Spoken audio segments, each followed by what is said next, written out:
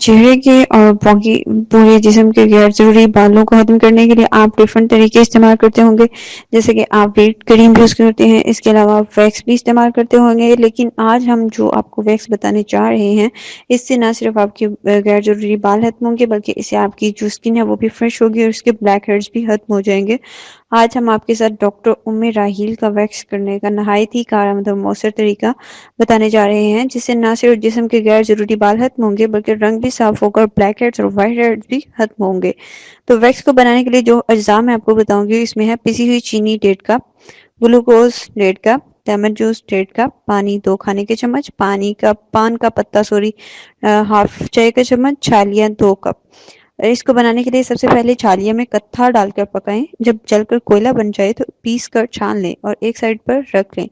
پھر ایک پین میں چینی، گلوکوز، لیمن جوس اور چھالیاں اور کتھے سے بنا ہوا کوئلہ اور پانی کو مکس کر کے دھیمی آنچ پر اتنی دیر پکائیں کہ گاڑھی سی پیسٹ بن جائے.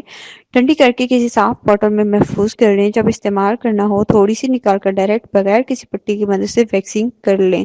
تو ناظرین، یہ تھا ڈاکٹر راحیل کا چہرے کے غیر ضروری بالوں کو صاف کرنے کے لیے چارکول ویکس کا طریقہ.